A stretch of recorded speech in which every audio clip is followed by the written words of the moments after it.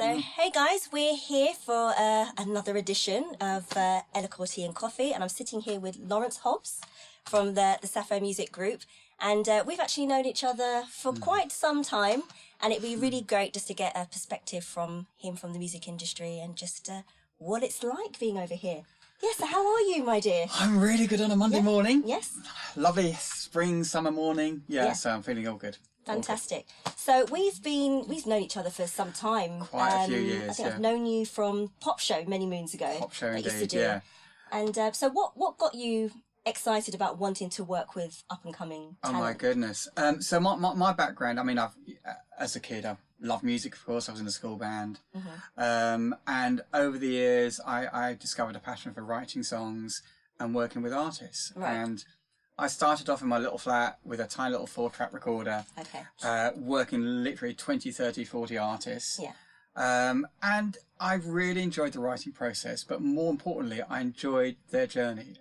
I enjoyed organising things for them, helping them book gigs, and I won't say social media at the time because at that time there wasn't too much going on. That's true. I think it was pre-MySpace even. And so I started, after writing the songs with them, I started getting them all to perform at an amazing place called the West 14 Club, the Original Songwriters. Yes. Run by Pam, who was an amazing person to help new music. It was the only club at the time where you could put the artist on and they had a house band. So they learnt your song. And that way, every week, one of my artists was performing. And through that, really, I started just sort of taking more of an interest of helping out, getting them out there. Yeah. At the time, I was working with a lot of boy and girl bands, and there were no clubs to put them on. So with a couple of friends of mine, we rocked up at a place called the Millennium Club in Drury Lane, next to Cats, and we put on our first show called Pop Show. We totally blagged the first night. I don't know about you when you opened your first one. Oh yeah, so we went on any radio station, anything that would have us. We said Robbie Williams was going to be there and Steps were going to be there. And I remember driving up on the night of the show, and there was queues round the corner. Literally, I thought, oh, who's that for? I realised it was for us. So it was a crazy night. We hired everything in. It was a complete disaster. The stage fell apart. It was a nightmare. And so the birth of Pop Show.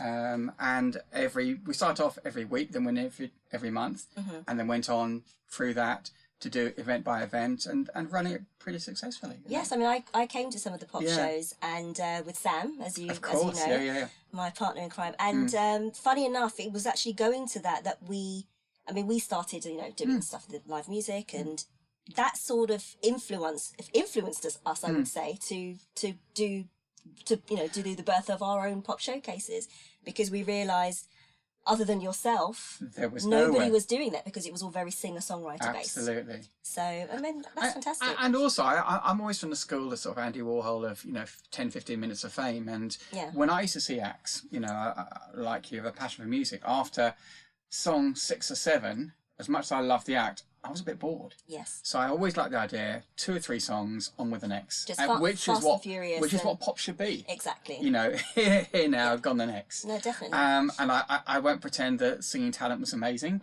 but certainly it was all about the show, as we both know. It was about entertainment, and having giving them fun. a platform, really, wasn't it? Absolutely. And I think that was the point. I mean, as you're right, we were the only one, you came along, and it gave so much more opportunities to people. And we both found, I'm sure, the record industry used to come down to us. Oh yes, and a lot. That made the difference. Because as we know, the struggle for a lot of acts being seen right by the industry is a tough one. Yeah. So I think between us, we cornered that little market of acts performing and being seen by all the record companies and all the people pop-wise of the day. So that's how sort of my interest started. And then I put on an acoustic night called a 15-minute club, and at one point we had 6 shows around the country on a weekly basis.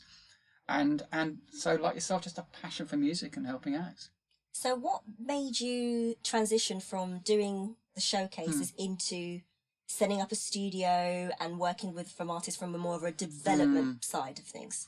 I think for me it's very natural. When you work with artists, and as I say, my background is songwriting, so my passion is writing songs. You realise that they need more. Yeah. Most artists, as I was, are completely naive. You know, you go in to music with a love of what you do, with a love of your craft, a love of singing or performing, but you don't know how to do it. That's very And I think that's the hardest thing. And we both meet talented acts, and you think, right, so what are you doing? Go, well, I'm playing a gig. How are you doing to get out there? I don't know. And why should they know? I didn't have a clue. I still don't have a clue sometimes, you know. And I think the older you get and the more experience and, you know, work in different areas of the industry, you get an idea of, I won't say what to do because there's no magic answer, but certainly the pitfalls. And we often, and I'm sure you as well, get people say, should I sign this contract? This manager has approached me. Is it a good idea? Yeah. And we can just offer a little bit unbiased, you know, experience and say, and a bit of guiding, just say, listen, try that, look at these people. And also I think important, surrounded by like-minded people. You know, we've always worked well together and recommending each other, and you know that's all artists want. They don't want to be ripped off. They want to work with some good people, and hopefully we, you know, can offer a little bit towards that. So that's how the development came. Okay, I mean, you mentioned a very key fact in there, that they don't want to be ripped off. And I like the fact that, so, I mean, you've got that, you give them advice, but I know you do it via all the workshops that you offer here. Absolutely. Yeah. I mean, listen, I think, you know, people used to have, maybe not so much, is they used to have the vision or the thought of, I'm a great singer, you should sign me up and pay me lots of money. Unfortunately, that's not the real world. And whatever you do, you've got to pay, you know. And I think there's a difference between doing it honestly and doing it for a rip-off. So I think every artist will say, listen, if I've got to pay for my photos or my record, I'm quite happy to do that. But I don't want to be promised this. I don't want to be told this to get you in the studio. Just to, you know, be honest and be genuine with us. Yes. So that's really important to me. And so to us at SAFO, it is helping artists in all the areas that they need. You know, from the basic of recording, which is what we do in the studio, to, say, photos, helping people, advising. Say you want to play a gig, well, I'll talk to you, you know, talk to other promotion companies. If they want to get a video shoot, we can help them, PR. So this is what we do. So you take the approach of almost like being almost like a mini university, where it's them more investing in themselves, really, and understanding, getting all the key information that they need. I think so. I think back in the day, you know, when record companies had money, it was a case of they would pay for all the development. These days, you've got to do it yourself and almost have a hit record before they sign you. So I think it is down to the individual. Listen, there are loads of music schools, your ACMs and the BIMs, which are fantastic places. Oh yes, most definitely. But they're not concentrated on the one-on-one. And I think the difference between us and those sort of places, this is all about you. This is about working towards you as an artist. It's almost, and I won't be all grand and say we're a record company, but certainly in the job we like to do, it's sort of that. We look after them and help them in all different areas. And because every artist is an individual.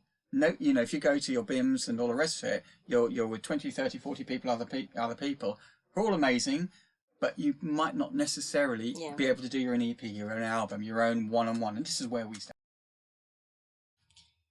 So we've been recently working together, mainly because of just our love of dealing with, you know, up-and-coming artists, but also artists who just want to invest in themselves. Absolutely, regardless.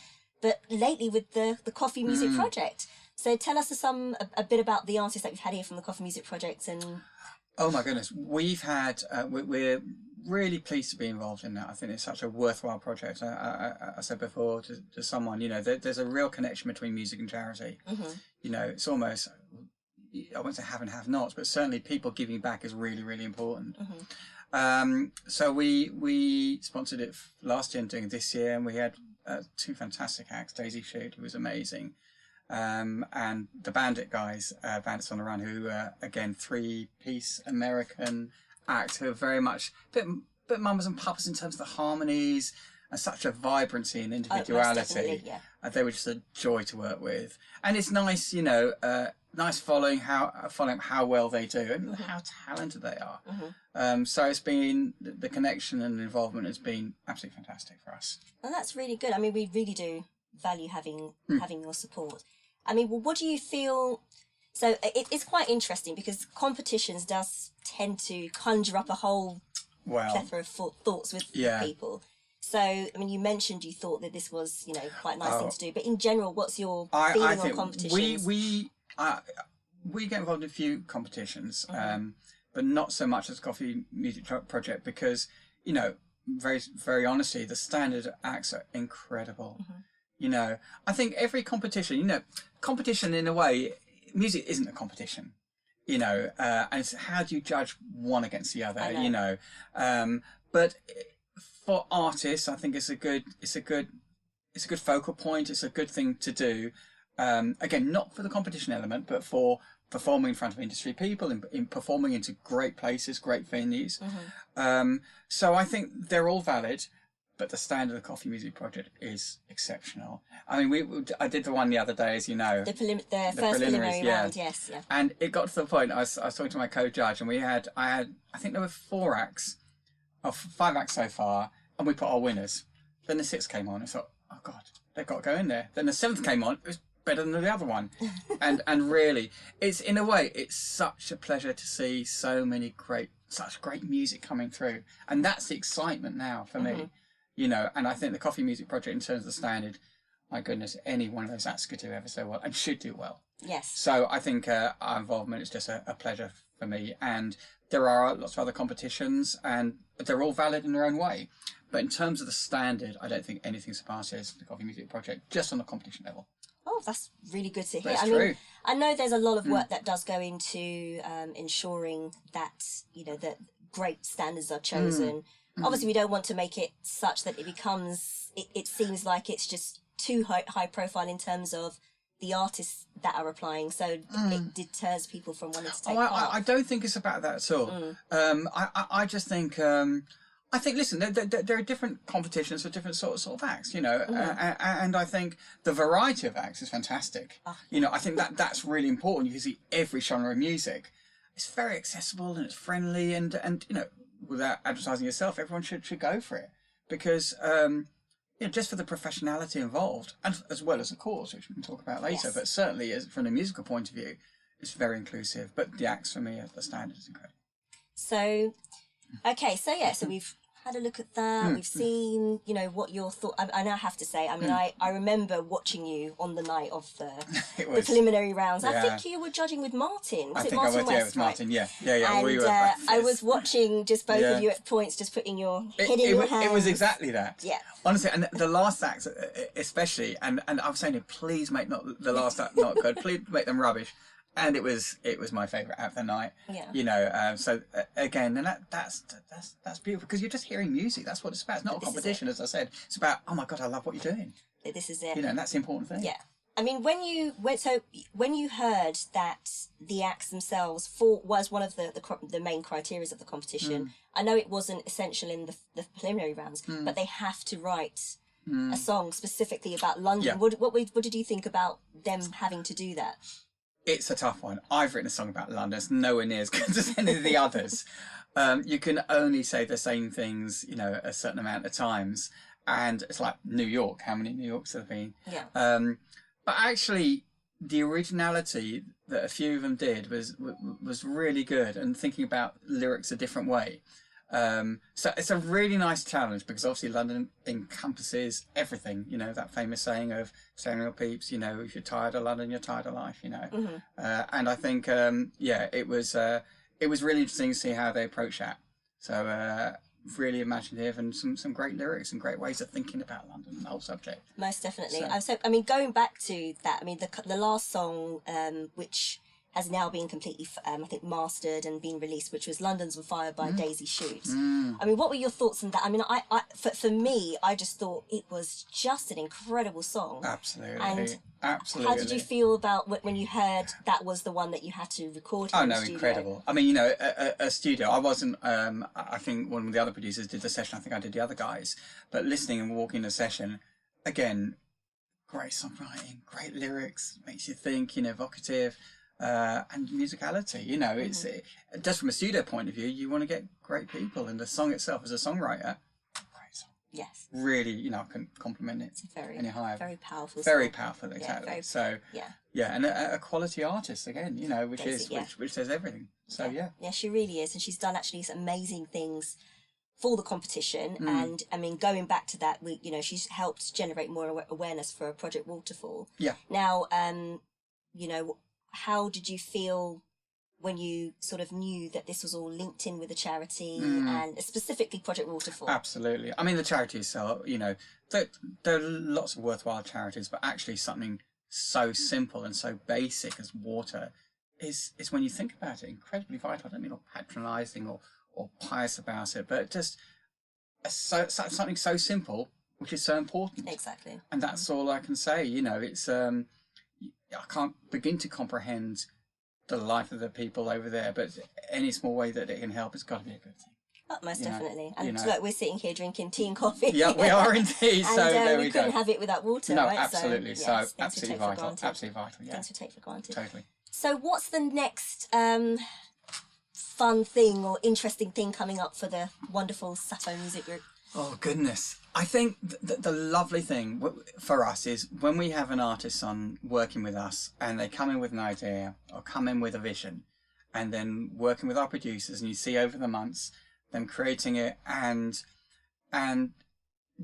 just coming out with something that they love. I think that it's always about the music. We're back to the music, you know. Yes, we're a business and we do lots of things here, but actually the basis of watching a song develop. I had someone in for the first session the other day and she'd never been in a recording studio. She was in tears. She was so happy. And that's the power of music. Definitely. So I think on a human level, watching artists develop and grow, you know, we love it when artists go, we see them on television or competitions. We've had artists at the competition and that's great. I think for a company, we're striving to do better. We're striving to do lots more things. We work with a couple of charities as well, a charity called Mass Records, where we have 16 to 18-year-olds who are funded to come here. So we have a lot of those working. Great. We're working with the local community to develop projects to help local musicians who can't afford studios. So we're very much trying to work on that level as well. So lots of areas, and then we've got other things. We have songwriting camps, as you know, and production camps. Working with a lot of songwriters. I myself signed to a company called Notting Hill, so we work closely with them. So there's lots of exciting stuff. Music's always exciting. So well, this is it. Yeah, most definitely. Yeah. But that's fantastic. Those projects that you talk about within the community, because I don't find a lot of people who have a music group like yourself actually even think on those levels. To me, it's so important. I come from this. I'm North Londoner, and studios can be expensive. And there's so many people without getting all again pompous. It's like music is a unifier. You know, I've worked with people every single genre of music, and we have things in common. You know, and music can help. You know, you're not going to get people coming and smashing the equipment where they want to make music. You know, so I think the more we can get involved with giving opportunities to people who can't necessarily know about studios or how to work studios or record or whatever, the better. So I'm surprised not as many people do it, but we're something we're kind of passionate about. That's absolutely fantastic. So yeah. So if somebody wanted to get involved with working with you, what's the best way for them to go about it? Come and talk to us. Have a coffee. I always say come in for a coffee. You know, I think the important thing when I was growing up, there was nowhere to come and just say, listen, can you listen to my music? Can you talk to me about what to do? Come in, chat. We're not after big sell. We're genuinely, most people come here, we'll have a chat, we may not see them again, but we've given a bit of info. They may not spend any money here. It doesn't matter. It's about a place where people can come and say, listen to our songs. Every month we do a free networking night. We have about 40 or 50 people here, and we have a chat with them, and then we listen to all their songs, and they all network and get together. And it's becoming a nice place where people can just hang and just talk about the music. That's fantastic. And if they want to record with us, fantastic, or development with us, that's fantastic as well. But this is becoming a hub to do that. That's absolutely brilliant. I'm actually getting more of an insight. There's more to well, there is more than I actually originally sort of because there isn't. As a musician, where do you go? Who do you see? Saying, because I remember when I was 15 or 16, phoning up record companies. Hello, will you come and see me? They wouldn't even, of course, they won't talk to me. And I'm not saying we're Sony Records, we're not, but certainly it's a place where we can give advice and just say, listen, try that. Just talk to this person. We always do that. Well, that's great, because there's one thing that Sam and I always talk about. It's the first experiences you have within the music industry can set the tone for you for the rest of your career. Absolutely and even those who may have been in it for a while and just need something to reassure them that this is still a good thing to do. This is a perfect place to come. To make them feel that way, that they can continue the rest of their career just feeling that it's worth it. You know, no, I think we're really positive. I think it's a great time for musicians at the moment, you know, because you can do everything yourself. You don't need that big record deal. You can sell records. If you're good online and understand that side of it, then there's absolutely every positive. You know, so I think, you know, we're very good at, you know, head aren't in the clouds saying, oh, you're going to be famous. It's not about fame. In fact, I remember one mother came to us and said, I said, what do you want for your daughter? I said, she said, I want her to be famous. I said, we're probably not the place for you. We don't do that. We encourage, we help, we work with you and show the possibilities because there are so many possibilities in music. So yeah, we'd like to offer that sort of, you know, that guidance, I suppose. And the realism of really what music is. As I say, but ultimately, you know, if someone says, oh, can I be famous or can I make a success out of music? I'll go, why not? Why not? Seriously, anyone. You know, look at someone like Susan Boyle. You know, yes, she went on a talent show and it's done ever so well. There's no age. People say, oh, I'm too old. No, you're not. I mean, listen, there are areas. If you want to be in a boy or girl band and you're 30, it might be a bit tough.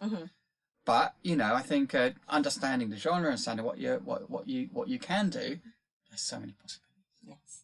Real possibilities. Oh, that's fantastic. It's been fabulous. No, thank you. Right, but before we wrap up, I would like to know one interesting fact about Laurence Hobbs. Oh, God. Always a thing I like to throw in at the end, just something. I normally ask 3, but you could just give me one. The only interesting fact, and it's not interesting, I'm a mad passionate Tottenham Hotspur supporter. Oh, you're Tottenham Hotspur. Oh. Yeah, you see, and I'm sort of 10 minutes. Well, you're North London. Well, we're 10 minutes from Arsenal, so it's not great. I know, very boring and predictable. And also, every Monday I put on an S Club 7 record.